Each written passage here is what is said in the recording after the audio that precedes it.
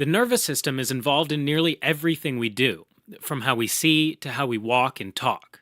The nervous system is divided into the central nervous system, which is the brain and the spinal cord, and the peripheral nervous system, which is further divided into the somatic and autonomic nervous systems. Broadly speaking, the nervous system can be split into afferent and an efferent division. The afferent division brings sensory information from the outside into the central nervous system, and includes visual receptors, auditory receptors, chemoreceptors, and somatosensory or touch receptors. On the other hand, the efferent division brings motor information from the central nervous system to the periphery, ultimately resulting in contraction of skeletal muscles to trigger movement through the somatic nervous system, as well as contraction of the smooth muscles to trigger activity of the internal organs through the autonomic nervous system.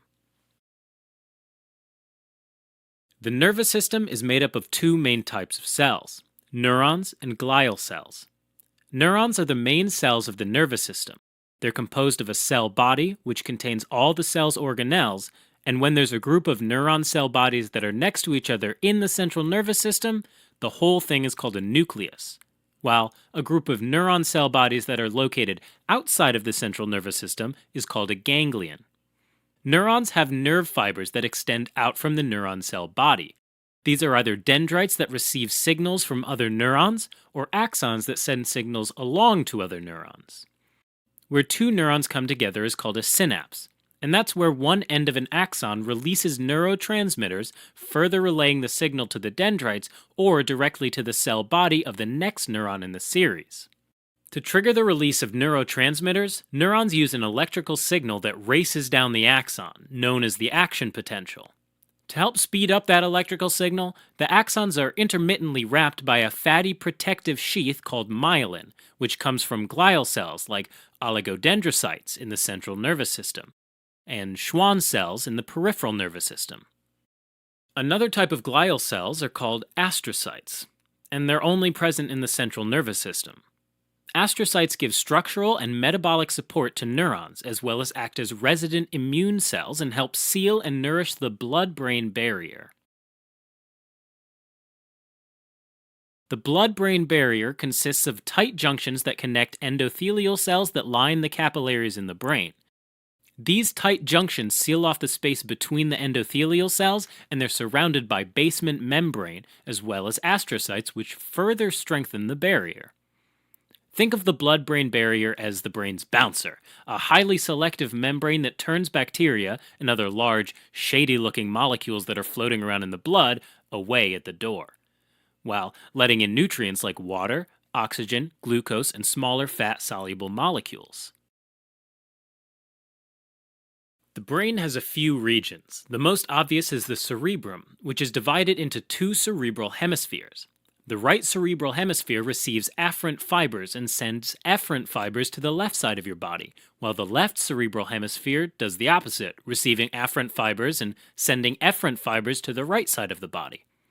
If we look at the cross-section of the cerebrum, the outermost area is the gray matter, or cerebral cortex, and is made up of billions of neuron cell bodies. And the innermost area is the white matter, and is made up of axons that come off of all those neurons. The cerebral cortex is divided into the frontal lobe, parietal lobe, temporal lobe, and the occipital lobe. The frontal lobe controls movement and executive function, which is our ability to make decisions. The parietal lobe processes sensory information, which lets us locate exactly where we are physically and guides movements in a three-dimensional space.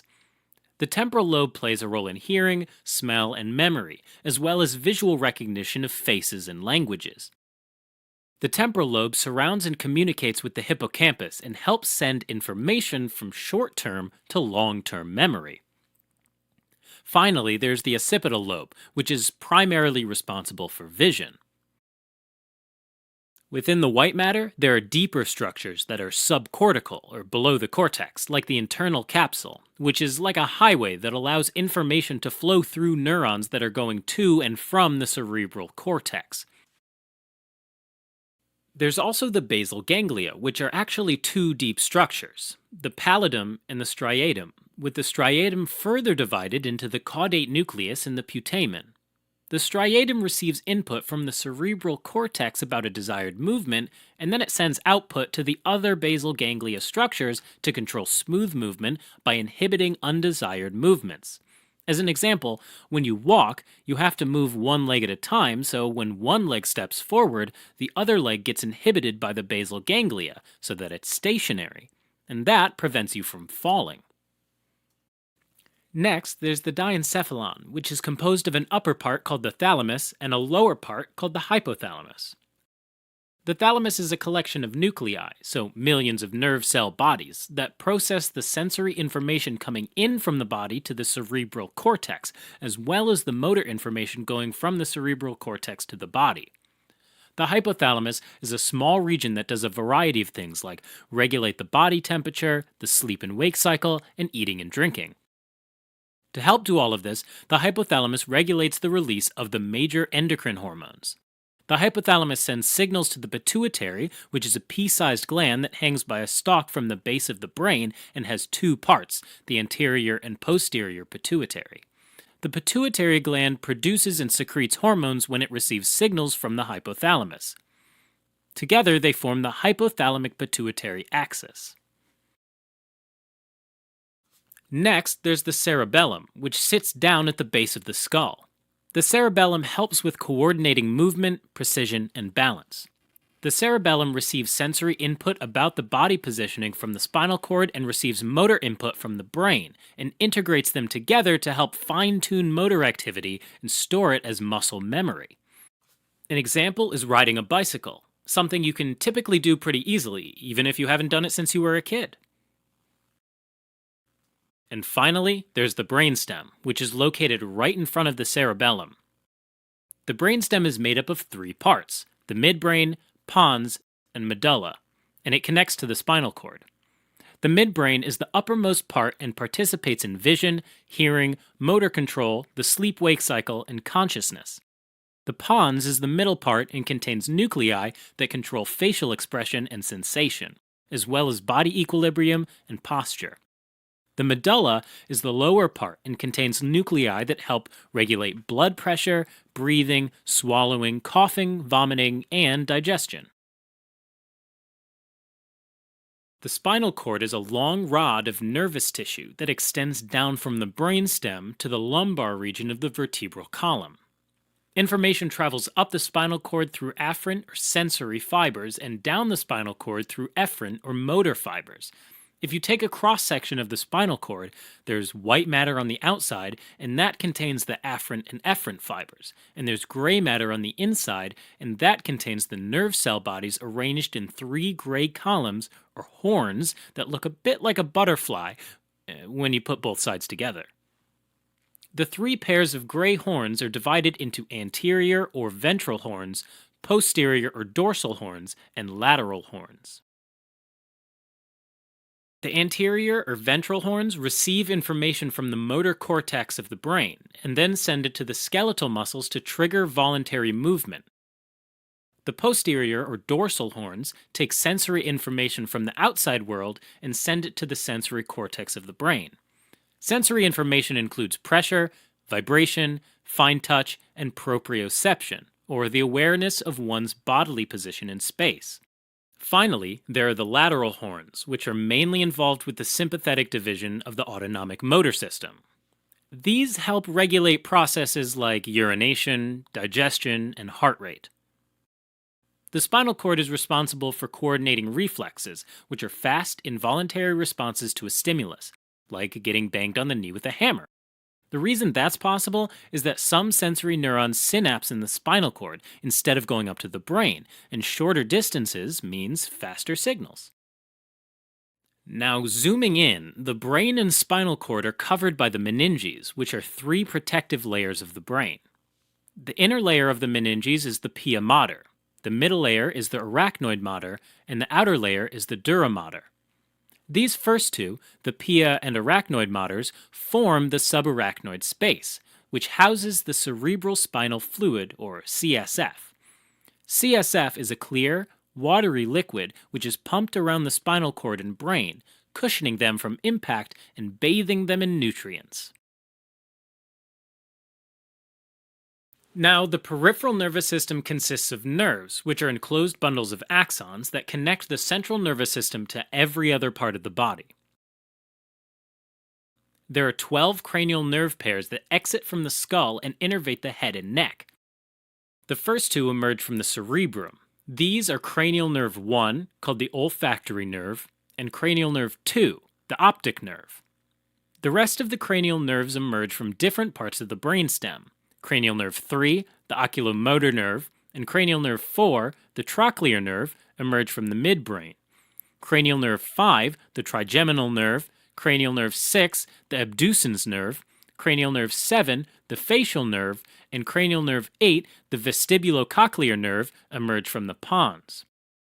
And finally, cranial nerve 9, the glossopharyngeal nerve, cranial nerve 10, the vagus nerve, cranial nerve 11, the accessory nerve, and cranial nerve 12, called the hypoglossal nerve, all emerge from the medulla. The cranial nerves are numbered based on their front to back position when viewing the brain, except for cranial nerves 11 and 12, which are inverted. There are also 31 pairs of spinal nerves which exit various regions of the spinal cord and innervate the rest of the body. There are 8 pairs of cervical nerves, 12 pairs of thoracic nerves, 5 pairs of lumbar nerves, 5 pairs of sacral nerves, and 1 pair of coccygeal nerves. The peripheral nervous system is divided into the somatic and autonomic nervous systems. The somatic nervous system is made up of afferent or sensory nerves, which have axons that carry sensory information from the peripheral tissues, like the skin, back to the cell bodies in the posterior horns of the spinal cord, as well as efferent or motor nerves that contain the axons that carry motor information from the cell bodies in the anterior horns of the spinal cord to the neuromuscular junction, which is where those axons come into contact with the skeletal muscle cells. Now, the autonomic nervous system, so both sympathetic and parasympathetic, is made up of a relay that includes 2 neurons: preganglionic neurons, which have their cell bodies in nuclei throughout the spinal cord in the lateral horns, and postganglionic neurons, which have their cell bodies in ganglia out of the spinal cord. Axons of preganglionic neurons exit the spinal cord to reach the ganglia and synapse with postganglionic neurons. Then, the axons of postganglionic neurons exit the ganglia to reach the organs and synapse with the target organ cells. Signals for the autonomic nervous system start in some hypothalamic centers. Hypothalamic neurons have really long axons, up to 1.4 meters or 4.5 feet. And they carry signals all the way down to the spinal cord nuclei where they synapse with preganglionic neuron cell bodies. Now, the sympathetic and parasympathetic nervous systems have opposite effects on the body. The sympathetic nervous system controls functions like increasing the heart rate and blood pressure, as well as slowing digestion. All of this maximizes blood flow to the muscles and brain, and can help you either run away from a threat or fight it, which is why it's also called the fight or flight response. The parasympathetic nervous system instead slows the heart rate and stimulates digestion. The effects can be summarized as rest and digest. Alright, as a quick recap, the nervous system includes the central nervous system, so the brain and spinal cord, and the peripheral nervous system, which includes all the nerves that connect the central nervous system to the muscles and organs. The spinal cord is the pathway through which afferent and efferent fibers travel to connect the brain and peripheral nervous system. Finally, the peripheral nervous system can be divided into the somatic nervous system, which controls our skeletal muscles, and the autonomic nervous system, which is further divided into the sympathetic and parasympathetic systems, which control smooth muscles and glands.